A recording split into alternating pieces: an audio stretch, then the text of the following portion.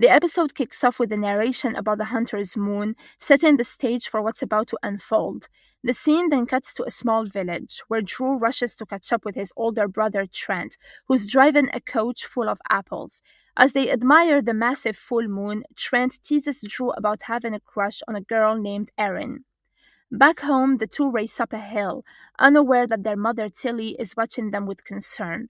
Something is lurking nearby. Their father Mac notes that it's been years since they've seen a hunter's moon, but Tilly cuts him off. It's time to talk to Drew. Mac hesitates, worried that telling him the truth will change everything, but Tilly insists it can't wait any longer. During dinner, Drew devours his food like he hasn't eaten in days, mentioning that his bones feel like they're burning. When sunlight from the window touches his hand, it singes his skin, and his eyes flash red. Tilly and Mac realize they've waited too long.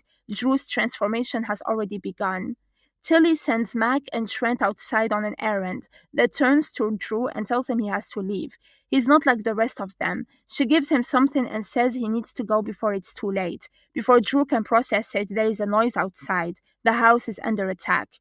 Tilly grabs a sword hidden under the floorboards, bracing for a fight, but it's already too late. A monstrous were-rat smashes through the window. Tilly lunges at the creature to protect Drew, but she's wounded in the struggle. Seeing his mother in danger, Drew panics, his eyes locking onto the hunter's moon outside. His body convulses, and before he knows it, he transforms into a werewolf and tears into the were-rat. Mac and Trent hear the chaos and rush back, only to find the aftermath. Tilly is dying and Drew is standing there transformed. With her last breath, she tells Drew to find Duke Bergen in Brackenholm. He'll know what to do. Mac, seeing Tilly dead and Drew in his werewolf form, assumes the worst. He grabs a sword and tells Trent to stay back. Drew, heartbroken and confused, tries to explain, but Mac is already swinging. Drew barely dodges before bolting out of the house, with Mac and the villagers hot on his trail, shouting that he killed Tilly. Cornered at a cliff's edge, Drew faces off against Trent, who demands he draw his sword. Drew pleads they're brothers, but Trent's mind is made up. Just as the villagers close in, Drew makes a choice, fight or flight. He leaps off the cliff, landing on the other side, and disappears into the forest. Now alone, Drew realizes his wounds are already healing. He hides as he watches a man named Hogan training a young scout, Whitley. She's on her final test to prove herself, and Hogan sends her off to survive the night alone.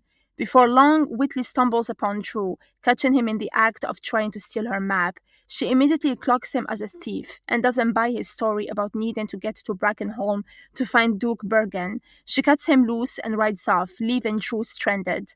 But Whitley doesn't get far before she hears a scream. It's Hogan. He's been attacked. She rushes back only to run into Drew again. He offers to help her if she'll tell him what he needs to know. Before they can argue, they realize they're standing in the middle of a graveyard, bones and skulls scattered everywhere. Then the growl starts. They're surrounded. Wildermen attack, and Hogan, bleeding from an arrow wound, yells for Whitley to run, but she refuses to leave him behind. The three try to escape, but in the chaos, Whitley loses her map. A Wilderman comes for Drew, but something shifts inside him. His eyes glow red, and suddenly he is stronger, faster. He fights back and wins. Hogan is in bad shape, poisoned by the Wilderman's arrows. With the map gone, they have no way of getting him to Brackenholm. But Whitley has an idea. There is a plant that can counteract the poison. She knows where to find it. Back in the village, Trent is devastated over his mother's death. He can't wrap his head around it. She loved Drew, he was her favorite, but Mac tells him Drew was never really like them. Now it's just the two of them. Before they can process what's happened, lion troopers ride into the village. Mac immediately says they have to leave, but Trent refuses to run like nothing happened. Someone needs to make Drew pay. Ignoring Erin's warning, he marches up to the troopers and offers them information. He knows where to find Drew. He was his brother, but not anymore. The soldiers listen, and one of them orders a search of the nearby town, Motley. Drew won't be able to hide for long. Meanwhile, deep in the woods, Whitley finds the plant they need to treat Hogan. Drew is growing desperate. Hogan is getting worse. He offers to go after the yellow stem himself, but Whitley warns him that if Hogan dies, they're all doomed. No time to waste. Drew scrambles up a tree to reach the plant, but Whitley shouts a warning. Watch out for the moss. Except that's not moss. An orb spider uncoils, its massive mouth stretching open, ready to strike. Drew panics, loses his footing, and falls straight into its web.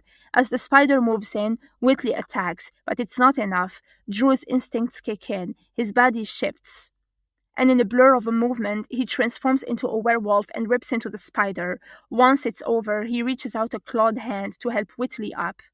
With the yellow stem secured, Whitley treats Hogan, though it's still uncertain if he'll make it. As they wait, she finally asks Drew if he even knows what he is. He jokes that he's just some kind of freak, but she corrects him. He's a werelord. She would know because she is one too. Her eyes glow, revealing her true nature. She is a bear lord. Drew is still confused. What does that make him? Whitley explains that he must come from one of Lycia's 7 great houses, but he has no clue about his lineage. His mother knew, but she never got the chance to tell him. When she presses him on why he's so determined to find Duke Bergen, he explains that it was her final request. He has to keep that promise. Whitley starts to trust him. If he were working for the Lions, he would have left her and Hogan to die. He asks why the Lions would even want them dead, and she tells him the truth. King Leopold is a tyrant. He's crushed every rebellion since he stole the throne from the wolves. She explains how Lycia once had different warlords: sharks, stags, rats, and bears, like Duke Bergen. They all served under the noble wolves until the lions wiped them out. The wolves held the kingdom together for centuries, but now the lions have all 7 realms under their control. Everyone lost someone when the lions came: a parent, a neighbor, a sister. The world has been waiting for the return of a wolf. Drew hesitates. He thought the wolves were the tyrants. Whitley says that's just lion propaganda. She wants him to join the fight. They need warlords. When he asks why him, she tells him rebellions have to start somewhere. If Duke Bergen sees what he is, maybe it will push him into action. Before they can talk more, Hogan wakes up, groggy but alive. The first thing he asks is about the orb spider. When Whitley tells him they handled it, his reaction is immediate, pure panic. The Wildermen worship those creatures. Then the realization hits. The clearing where they found the bones, it wasn't just some random site, it was a shrine, and now they've killed one of the Wildermen's gods. It's not long before they hear the howls. The Wildermen are coming. The group takes off, but the Wildermen are already herding them into a trap. Just as they're surrounded, Whitley blows a horn. A gate opens, and her horse, Chancer, gallops through, carrying her and Hogan to safety. But Drew isn't as lucky. Before he can escape, the same were-rat from before grabs him. Desperate, Drew taps into his power, his mother's words echoing in his mind. He fights his way toward the gate, but the Wildermen close in. Then out of nowhere, a massive bear charges in, roaring and tearing through the enemies.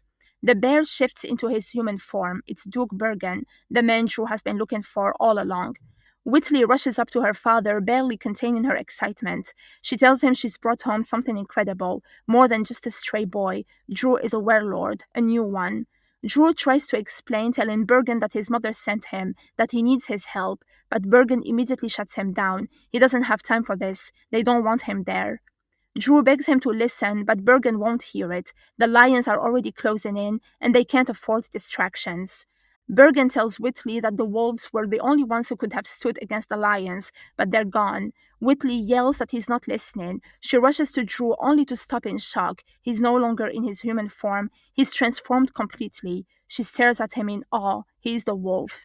Bergen suddenly grabs Drew, dragging him away. Whitley screams for her father to stop, but he doesn't listen. Drew has finally found the people who can tell him who he really is, but they may not accept him at all.